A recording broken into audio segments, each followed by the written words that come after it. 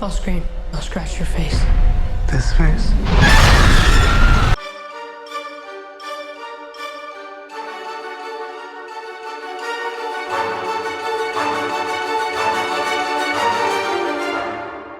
Hello and welcome back. This is Jess Flicks. I am Jesse. I'm going to take a little stroll back to earlier this year, before I had the channel set up and going, and talk about The Black Phone, directed by Scott Derrickson, starring, of course, Ethan Hawke.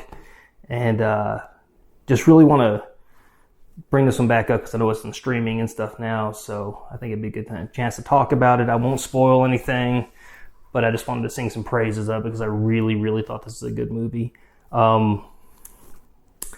Horror movie, I think, is a little bit of a stretch on this one. There's some kind of horror aspects to it. You know, Ethan Hawke plays, no spoiler here, it was all in the trailers, but he's the grabber. He's like this guy, child killer, basically, who abducts kids and locks them up. But he wears this really creepy kind of devil mask. And the mask itself is super cool because it's got different elements. Like he can switch out the mouth or the eyes or just wear part of it. And he does it throughout the movie, and it kind of helps kind of show his different moods and stuff and how he's feeling and, you know, how scared you should be of him in any particular scene. So that's, you know, I can see the horror side for that. A lot of this movie, and really what makes it work, is it's more of a kind of a mystery drama, more of a drama probably than anything. And the two main kid actors in this, Denny, he's played by Mason Thames, pretty sure I'm pronouncing that right, and his sister, it's Madeline McGraw. I had to look that up, sorry.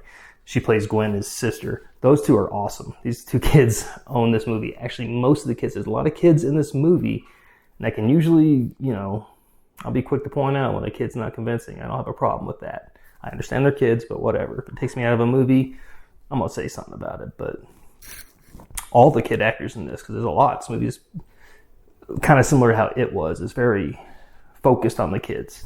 It's told from their point of view. They're both great, though. The two leads, Finney and Gwen. Finney carries the movie. I mean, the movie's about him. But I just had to really, really highlight his sister, Gwen. Because she is, I don't know how old she is. She's definitely young. But she does a fantastic job. She's funny. She's vicious. She's just one of the more interesting parts of the movie. When, like, every time she was on screen, I was like, what's this little girl going to do now? You know, she's got no problem. She's got no filter. She's strong. There's again, not to spoil much, but they don't have the best home life there with a single father, and he's not in a good place per se. Let's leave it at that. But so they both have to be very strong, but she's honestly probably the stronger of the two as far as stuff like that goes. And I was really glad that once it gets kind of into Finney having to deal with the grabber, that she didn't just get washed away into the background or, you know, out of the movie completely. She's still a through line that keeps coming up and a very big part of the movie, and it works really, really well. Just happy to see her, and I hope she does a lot more because she's really good. Again, Mason Thames, who played Finney, does a fantastic job. He has a lot to do as well. A lot of rough scenes I won't get into. Pardon me. And of course, Ethan Hawke is the grabber.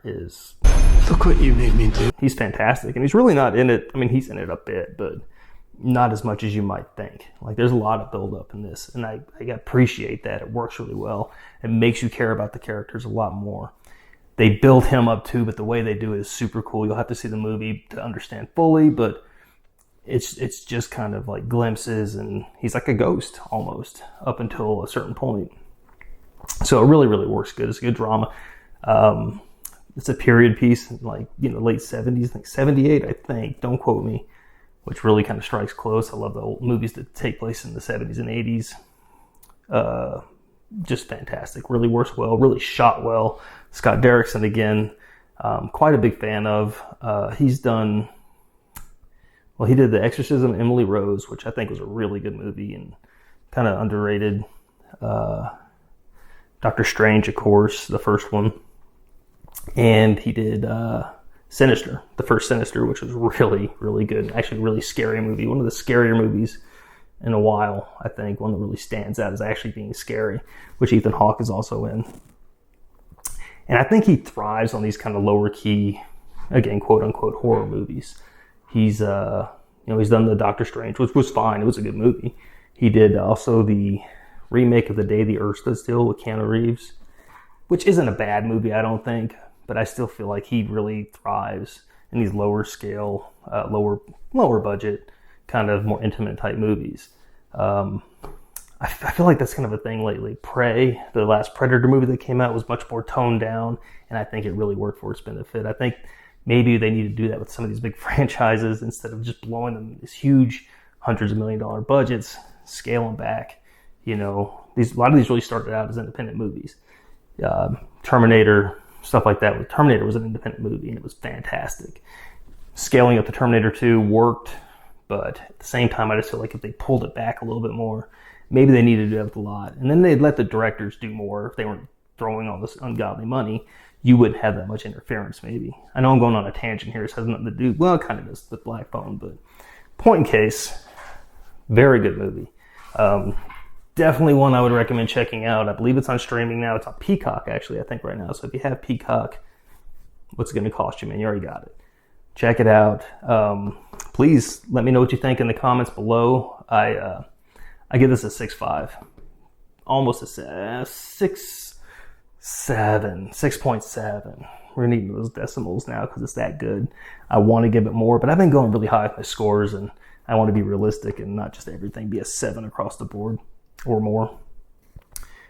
Not to throw this one under the bus, but anyway, it's definitely worth your time to check out, though. Really well made movie, well acted, well directed. Just definitely worth your time to check out. So thank you again for checking out the channel and taking a step back with me, even though this is fresh to streaming. I did want to talk to you guys about it. I did get to see it in the theater. I just didn't get a chance to talk about it then.